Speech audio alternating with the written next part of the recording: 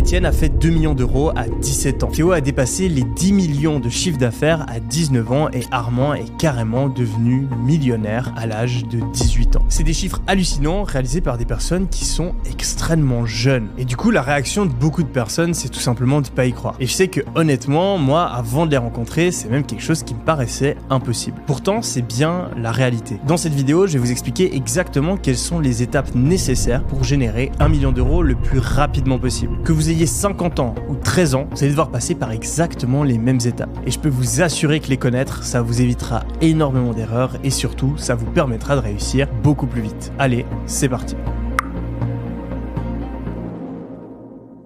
Gagner 1 million d'euros, c'est en réalité un parcours divisé en 6 étapes clés. Ce parcours-là, il dure entre 3 et 7 ans. Je sais, je vais en décevoir plus d'un, mais devenir millionnaire super rapidement, c'est quelque chose d'extrêmement improbable. Et ce qui est marrant, c'est que la vidéo qui m'a réellement fait connaître sur YouTube, c'est une vidéo où j'explique comment je suis passé d'étudiant fauché à millionnaire en 1 an. Je sais, c'est contradictoire, mais en réalité, cette vidéo est inexacte. Certes, j'ai mis 1 an où j'ai ouvert et lancé mon premier véritable business jusqu'au moment où j'avais 1 million sur mon compte en banque. Mais en réalité, mon parcours vers le million, je l'avais déjà entamé 5 ans plus tôt. Et j'ai réussi à générer autant d'argent aussi rapidement parce qu'en fait, j'avais déjà fait la moitié du chemin avant de lancer mon premier business. C'est super important, si un jour vous voulez être millionnaire, de comprendre que c'est un travail de longue haleine. Si vous n'êtes pas prêt à passer 3, 5, 7 ans sur cet objectif, eh bien ne commencez même pas. Je sais que beaucoup de youtubeurs, beaucoup de mecs sur TikTok, les réseaux sociaux vont vous faire croire que ça va arriver en un claquement de doigts.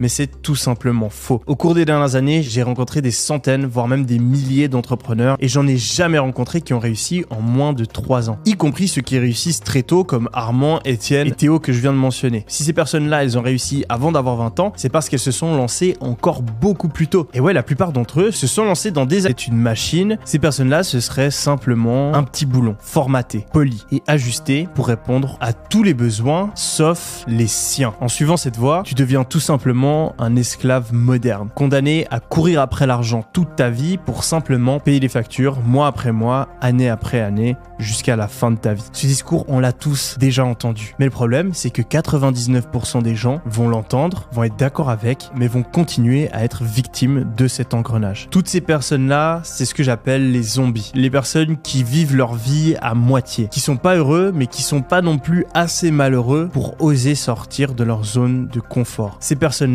elles sont vouées à une vie de désespoir tranquille, comme le dirait Henri David Thoreau. On en fait tous partie parce que c'est ce que nos parents nous apprennent, c'est ce que le système scolaire nous apprend et ce qu'on voit dans les médias. Mais heureusement pour moi, quand j'étais ado, j'ai été faire un stage à Nestlé. Et pendant ce stage-là, j'ai mis 2 semaines à mettre à jour l'intranet, donc le site internet interne de la division de Nestlé où je travaillais. J'ai changé toutes les catégories, créé du contenu, mis à jour les documents, réorganisé. J'étais très fier de mon travail. Je reçois les félicitations de pas mal de mes collègues et je finis mon stage. L'année d'après, je reviens faire le même stage. En mettant les pieds là-bas, je me connecte à l'intranet. Et à ce moment-là, je me rends compte qu'il n'avait pas été mis à jour. J'avais passé des semaines à tout changer l'année d'avant et ça avait même pas été implémenté. J'étais déjà pas fan lors de mon premier stage du concept de métro boulot dodo et j'avais déjà vraiment pas l'impression que le monde des grandes entreprises était fait pour moi. Mais ce jour-là, quand je suis arrivé et que j'ai vu que tout ce travail avait servi à rien, eh bien j'ai eu un véritable déclic. Je me suis dit que cette vie-là n'était pas faite pour moi. Je me suis dit que je ne pouvais pas passer le peu de temps que j'avais à vivre sur cette terre à faire des choses qui avaient aucun sens pour un salaire médiocre. Et du coup, j'ai commencé à chercher une solution pour pouvoir gagner mon argent sans avoir à vivre cette vie-là. Quelques semaines plus tard, je tombe sur un mec qui s'appelle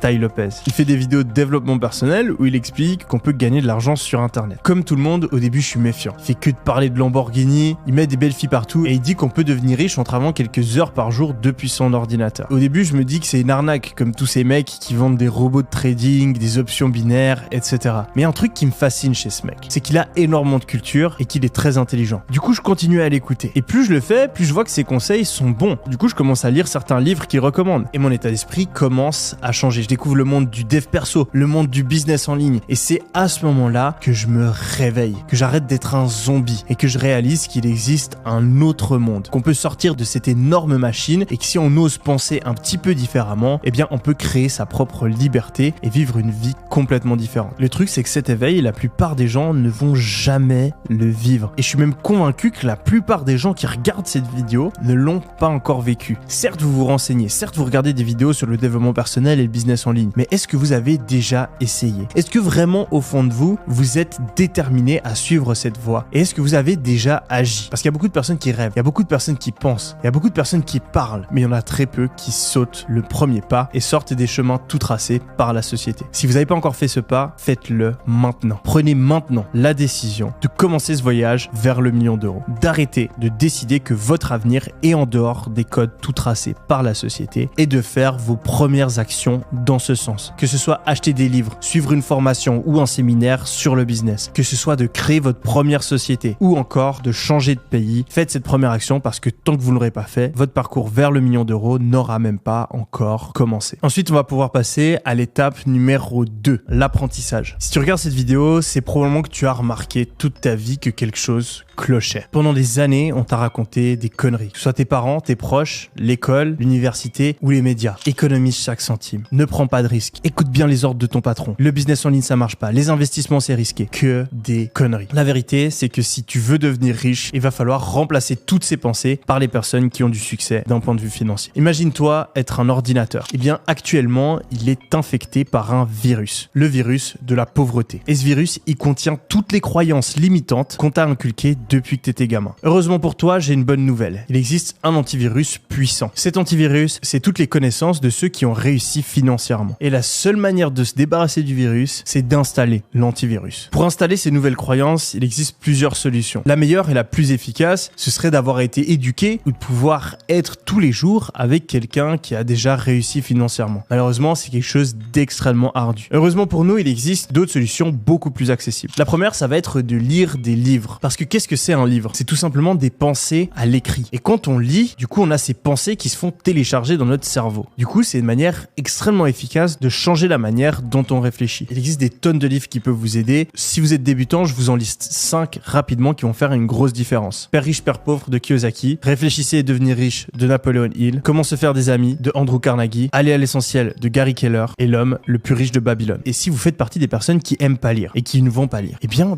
dommage, vous faites aussi très probablement partie des personnes qui ne seront jamais riches. Et si vous êtes vraiment quelqu'un qui a de la difficulté à lire, eh bien, écoutez des livres audio. Personnellement, ce que je fais maintenant, c'est à chaque fois que je vais à la salle, au lieu d'écouter de la musique, j'ai un livre audio dans mes écouteurs qui me permet de lire plus ou moins un livre par semaine sans jamais avoir à ouvrir un livre. Une autre manière d'apprendre à devenir riche, ça va être de le faire sous forme de vidéo, que ce soit sur YouTube ou à travers des formations. Sur YouTube, vous avez énormément de choix. En France, bien sûr, vous pouvez regarder les vidéos de cette chaîne. On est les leaders actuellement pour tout ce qui est business et investissement. Vous pouvez aussi aller faire un tour sur la chaîne Sans Permission, où on a un podcast qui parle des mêmes sujets. Et puis sinon, je vous recommande des chaînes comme celle d'Oussama, comme celle d'Antoine, de Dali, Marketing Mania, etc. Vous avez encore beaucoup plus de choix aux US, où vous pouvez aller regarder des mecs comme Alex Hormozy, Sam Ovens, la chaîne My First Million, ou encore des chaînes plus similaires à la mienne, comme celle de mes potes Iman Gadzhi ou Jordan Welch. Si vous êtes quelqu'un de vraiment sérieux et que vous voulez apprendre encore plus vite, vous pouvez carrément acheter des formations en ligne, que ce soit des formations bon marché et basiques sur des sites comme Udemy ou des formations plus spécifiques et approfondies avec notre plateforme Mindeo. Ce qui est important pendant cette phase d'apprentissage, c'est d'apprendre. Choisissez la source que vous préférez et soyez régulier parce que tant que vous n'aurez pas nettoyé votre cerveau de toutes les croyances limitantes de la société et que vous n'aurez pas acquéri les compétences nécessaires pour gagner beaucoup d'argent,